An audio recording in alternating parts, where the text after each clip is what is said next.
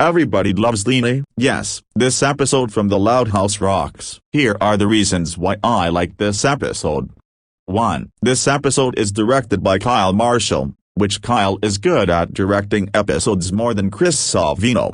2. The episode starts at Triningers. Leni is informed by her co-workers, Fiona and Miguel, that their work shift is done. As the three eat pretzels at the food court, Leni's school friends, Jackie and Mandy, arrive and remind Leni about their hangout tonight. However, tonight also happens to be the night Fiona needs a wingman for her date with a cafeteria employee. Despite Leni saying that she can work things out despite being overbooked, her friends simply tell her not to worry about it too much. S3E19A posing at work later, Leni is hanging out with Jackie and Mandy at the former's house. However, every so often, Leni keeps getting calls from Fiona every time she needs more advice for her date. Eventually, Jackie and Mandy become suspicious of Leni's behavior, and she is soon caught talking to Fiona and Miguel. All four of Leni's friends decide to call it a night, thinking that Leni would prefer one side over the other.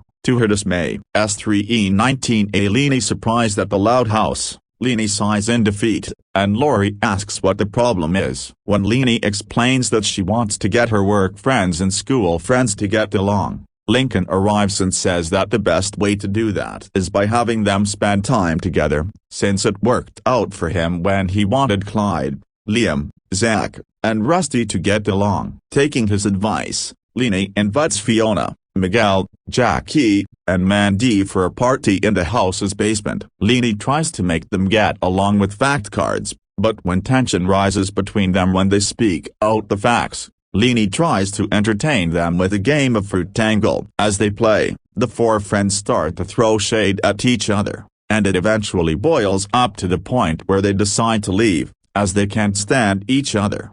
The next day, Fiona and Miguel are at the clothing store for a big sale, but at the same time, Jackie and Mandy are there as well. Not wanting to deal with each other anymore, they decide to make Leni settle the dispute once and for all, either them or us, but they discover that she is not with any of them. Leni is revealed to be at home, sulkily watching TV while binging on pudding. Leni's phone rings and she answers it. Her friends ask her where she is, and Leni says that she's staying home because she can't make them all happy without having to upset half of them, and her friends began to feel guilty about what they have done. Upon hanging up, Lincoln and Lori, who have overheard her conversation, tell Leni that she must march up to her friends and knock some sense into them.